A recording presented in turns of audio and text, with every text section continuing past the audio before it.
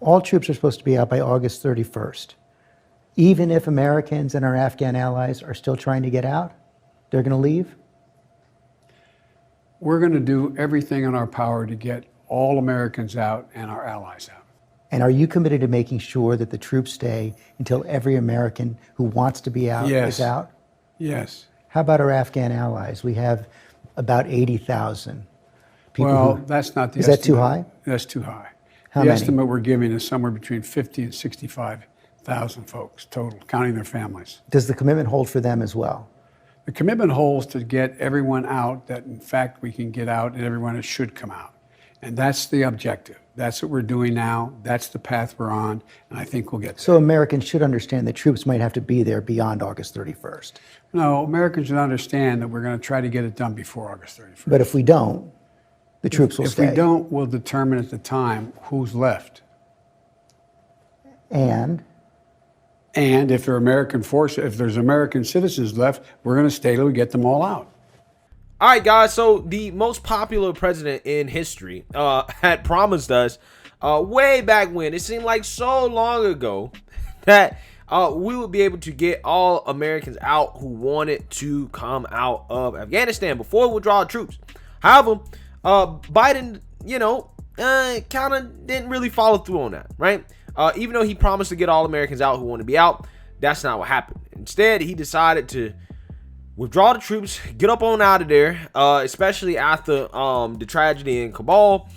Even if that means leaving behind allies and Americans. That's just what happened. Right now, there are consequences to this. One of the consequences is that allegedly and reportedly, it looks like the Taliban is refusing to allow a plane of Americans to leave, effectively creating a hostage situation, according to a report. So basically, the Taliban is taking advantage of the fact that Biden recklessly withdrew, right, and basically folded to the Taliban in terms of the August 31st deadline. And now, because of that, Taliban like, hey, y'all want these Americans? You got to pay up, right? You got to pay up, okay? I mean, it's just embarrassing that we even have to discuss something like this at this point, right? The fact that the most powerful country in the world essentially is being held at gunpoint by the Taliban in regards to Americans and allies getting out of the country after the president of the United States basically promised that that's what we would do. But while this is happening, you have the mainstream liberal media now willing to give Joe Biden a break on Afghanistan, and now they want to shift attention to things like the Texas heartbeat bill and back to January 6th, instead of covering the really important stuff, like, again, Americans potentially being held hostage. So let's read here. The Taliban is reportedly not allowing flights carrying American citizens and green card holders to leave Afghanistan. CBS News reported that, according to congressional and NGO sources, multiple planes are ready to take American citizens and green card holders out of the country are being denied permission to leave by the Taliban. A State Department email viewed by CBS News said the flights out of Afghanistan have permission to land in Qatar, quote, if and when the Taliban agrees to a takeoff. Whew. Boy, there's just no words for it. I just got to keep going. A senior congressional source told CBS News the Taliban is basically holding them hostage to get more out of Americans. Man, this is an embarrassment. The group, ASCEND, an NGO that teaches young women leadership through athletics, told CBS News they have 2 planes that have been waiting for 6 days ready to take off between 600 and 1,200 people, including 19 American citizens and 2 permanent residents, the report added. The planes are not currently loaded. The passengers are being held nearby because the Taliban won't let them into the airport, according to a senior congressional source.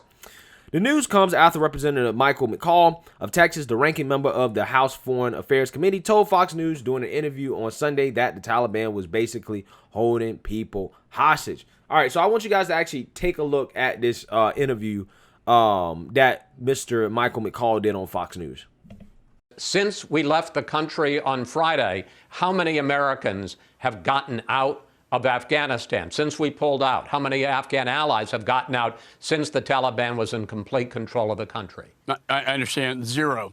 And in fact, we have 6 airplanes at Mazar-i-Sharif airport, 6 airplanes with American citizens on them as I speak, also with these interpreters, and the Taliban is holding them hostage for demands right now. The state has cleared these flights, and the Taliban will not let them leave the airport. So I'm sorry, the answer to your question is zero. And that's my concern, is they're going to demand more and more, whether it be cash or legitimacy as the government of Afghanistan. Let me pick up on this because I didn't know this. You're saying that there are Americans on airplanes ready to fly out of Afghanistan right now, and they're not being allowed out because Taliban is making demands. What demands are the Taliban making? Well, they are not clearing the airplanes to depart. They've sat at the airport for the last couple of days, these planes, and they're not allowed to leave. We know the reason why is because the Taliban wants something in exchange. This is really, Chris, turning into a hostage situation where they're not going to allow American citizens to leave until they get full recognition from the United States of America. My concern is that Zal Khalilzad, our special envoy, who's met with the Taliban, they're in talks right now, and I think I worry his recommendation to the administration will be to recognize the Taliban as the official government of the United States. Now, guys, you heard that. And if you thought that sounded bad, it actually gets worse. Because in response to these allegations that Americans are being held hostage by the Taliban, they're not being allowed to get out. Included in those allegations are also allegations that the State Department, they're the ones actually holding this up, not the Taliban, right? That the State Department is not properly given permission for these chartered flights to land anywhere outside of Afghanistan, right? That's allegedly what is being accused, right? The Biden State Department basically came out and said that it has no resources to rescue trapped flights in Afghanistan and no reliable means to confirm details, right? Basically, they're saying we don't know what the hell is going on. Okay, that's what they are saying. Now, again, like I told you guys, nobody really knows what's going on because there are reports that are actually accusing the State Department of being the ones that are holding up the flights, right? That's what they're saying. But the State Department is saying that, no, we're not the ones doing this. We don't really know what's going on. So let's read here. Individuals associated with an organization handling the flight said that the State Department is the only obstacle to the chartered planes leaving the airport. But sources close to the situation told the Daily Wire Sunday that while the State Department is not negotiating landing zones, the Taliban is also making significant demands, effectively creating a hostage situation on the ground in Afghanistan. A State Department official, however, told the Washington Free Beacon that the State Department's hands are tied and that they have no resources on the ground to assist or even provide reliable information on the passengers. Quote, we do not have personnel on the ground. We do not have air assets in the country. We do not control the airspace, whether over Afghanistan or elsewhere in the region, the official told the Free Beacon. We understand the concern that many people are feeling as they try to facilitate further charter and other passage out of Afghanistan. Wait, hold on now. So, we would have all those things had we not withdrawn the way that we did, right? Had Biden not broke his promise and withdrawn the military troops before all Americans that wanted to be out were out, we would be in this situation.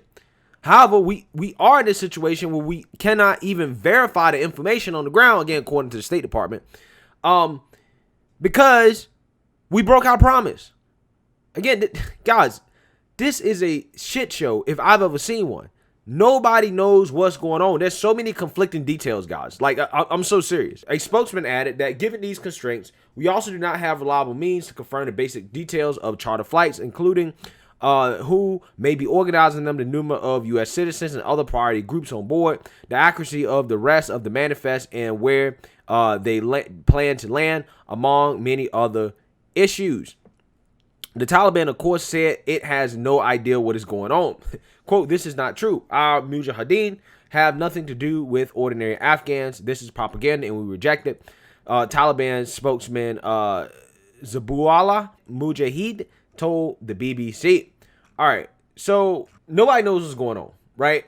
We have some Americans trying to get out and other allies, and I assume they're allies. I don't know, right? We don't know anything, right? There's so many conflicting reports. But what we do know is that there are Americans still there, right? And we put ourselves in a situation where we don't know and we have no clue what's going on because the Biden administration decided to fold to the Taliban and withdraw before all troops were out. And this is why strong leadership matters, guys. Because honestly, I'm leaning more towards the theory that the Taliban are definitely holding them hostage. And I think that the U.S. State Department doesn't want to come out and say that, right? They don't want to come out and say that, hey, you know, the Taliban basically want us to recognize them as an official government. They actually want us to legitimize them, right? Because that's what they want, right? The Taliban want to be the official government of Afghanistan. And they probably are in a situation like, well, this guy Biden's kind of weak. Let's make them play ball with us like an official government entity, right? Which China and Russia are basically doing. They basically said, all right, y'all are running the government now, right? Let's make them play ball with us, or else we're just going to leave these people here. And this is what happens when your foreign policy involves being dependent on the Taliban, which is what our policy has been, right? I mean, you got people like Jen Psaki again coming out talking about how the Taliban has to decide how they want to be perceived on the world stage, or they're going to join the global community. You know, like we're talking about working with the Taliban to get people out. Like we've basically been treating them like the official government, right? We've been treating them with kid gloves. We've been treating them like partners. So of course they're going to expect to be legitimized. Of course they're going to want to make America bend the knee to them and to say, hey, you guys are really running this, right? Hey, I mean, up until this point, Biden's been treating them like that. So I think that's a part of it. Also, according to Daily Wire, you know, they're saying that sources have told them that, you know, the Taliban is demanding tens of millions of dollars or something of that nature in order for them to get out. But again, like I said, I mean, it is embarrassing that you have to have private individuals and private companies do the job of what the U.S. military or, you know, the Biden administration should be, right? Which is to get these Americans out who want to be out. But again, like I told you guys, this is why leadership matters. We're in this situation because Biden is weak. Everybody on the world stage knows he's weak, including Russia, including China, and organizations like the Taliban, right? They know that he's weak, and this is why these embarrassments keep happening. This is why we're in this situation. So I'm going to keep track on this because honestly, I mean, nobody knows what's actually going on. Everything is anonymous sources. Nobody really knows. So we'll see, but let me know what you guys think. Make sure you like, comment, and subscribe. Most importantly, share a Black conservative perspective. Peace.